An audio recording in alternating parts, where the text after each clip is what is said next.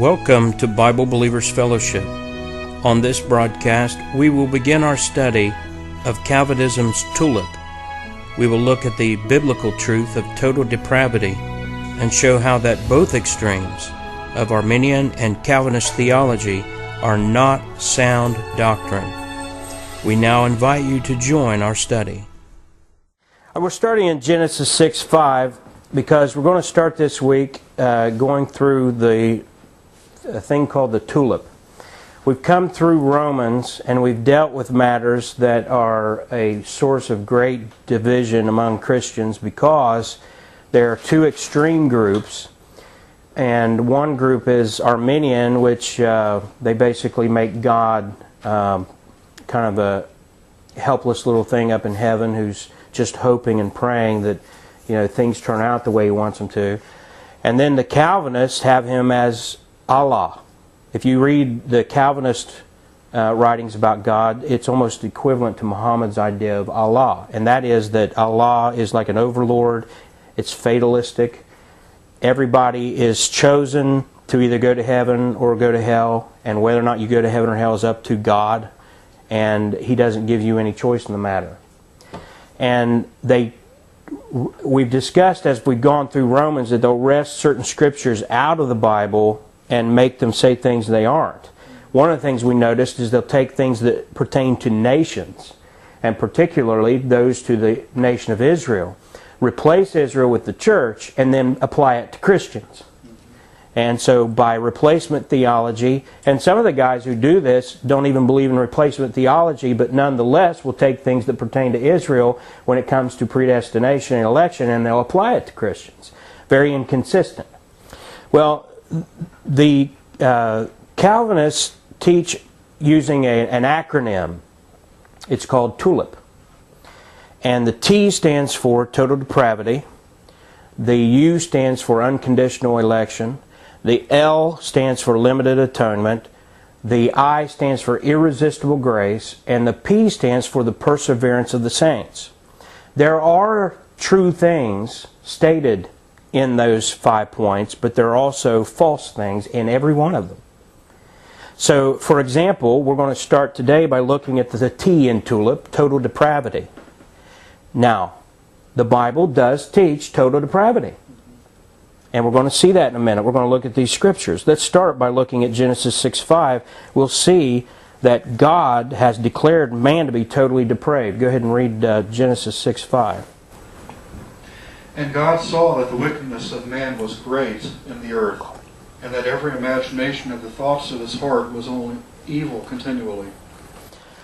So this is a statement about man in general, and some would say, well, this is just about man right before the flood, but in reality, this is what we find throughout Scripture, that man without God is evil continually.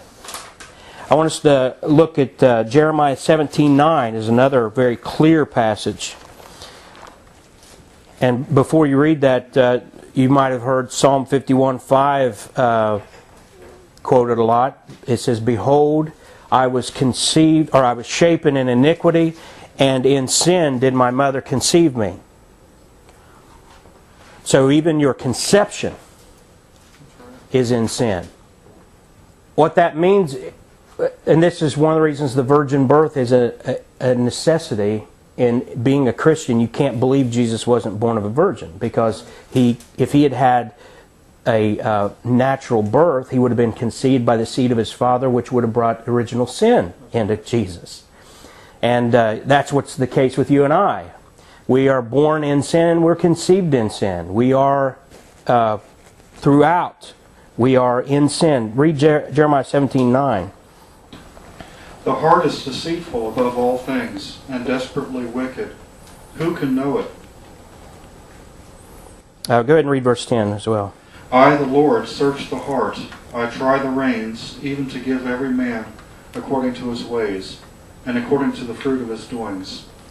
So it's clear, and I'll just name off, if you read later on in your own time, Ecclesiastes 8:11, Psalm 39:5. Jesus talked about the heart of man and how wicked it is in Mark 7:20 through 23. Throughout Scripture, we are declared to be depraved. We are declared to be conceived in sin, born in sin, living in sin. Without God, we are hopeless. We are totally incapable of seeking God on our own. We are totally incapable of being saved on our own.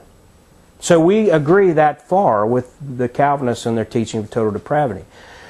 The problem is that the Calvinists go to a further extreme and will say that you are not only totally depraved and incapable of seeking God and being saved apart from God, but they will say that even when I walk up to someone who's not elect and I share with them the gospel, they cannot be saved, no matter what. Only when you share the gospel with the elect will God then cause that person to believe. And so they teach beyond total depravity, they teach total inability. And in doing so, the way and manner in which they teach it, they deny the power of the gospel. Calvinists declare the gospel itself is powerless. That I can preach the gospel to 1 million of those people who are not elect and not one of them can be saved. It's impossible. And they say that over and over. I'm not going to take time to quote all the Calvinists and everything, but I'm going to give the references to the 2 books with literally thousands of quotations from dozens of Calvinist authors. One is by Lawrence Vance, The Other Side of Calvinism, and you can do a search on the internet and find out where you can buy those, but I think they're all available on Amazon and those. Another is by Dave Hunt called What Love Is This? And what the Calvinists do a lot of times, they'll pick out a couple of things they'll say they think are inaccurate, and then they'll say you should throw the whole book away. These are filled with literally thousands of quotations where the Calvinists say these kind of things, that they believe that you as a sinner are totally without even a possibility of believing, even when I present the gospel to you.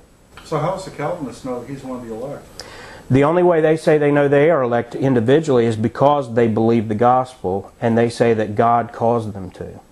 So that's how they believe they are one of the elect. Well, and there are a lot of, especially what we call hyper-Calvinists and everything, they go to such an extreme that they say not only do you have to believe, but you have to show the fruits, and then they have a list of things that you will do if you're one of the elect. And then some of them will say that you have to be a part of one of their churches, and if you're not one of their churches, you're not part of the true elect. And so it's like anything else in a world of 6 or almost 7 billion people. There are all these different Calvinistic groups, and you'll have one extreme or the other within those. Catholicism, in a sense, too. There, well, yeah, and that's not by total coincidence. The fact is, Calvinism, it comes from a Presbyterian named Calvin, which is why it's so sad that Baptists would preach this doctrine. But Calvin himself got these doctrines. He admits it. He basically plagiarized Augustine. Now, Augustine, in his writings, The City of God, he basically established the Pope and the Bishop of Rome as the one head of the church. And he also basically established the Dark Ages, because he taught that there was no salvation outside of the church. And he taught these doctrines. He was refuting a heresy called Pelagianism, which is one of those brands of heresy that said, well, God just doesn't have any control over anything. But Augustine went to such extremes that he became heretical in his views. And he came up with these, and Calvin admits that he got them from Augustine. So if you preach Calvinism, you're preaching the very doctrines that established and built the Roman Catholic Church. Again, the truth of total depravity, we don't argue against. But what we believe is what the Bible teaches. The Bible teaches that we are all totally depraved and cannot be saved. We're eternally lost without hope until the gospel comes to you. And we're going to see that in a minute. Let's keep going, though, and look at Isaiah 1:18. And I want to show you how that Scripture itself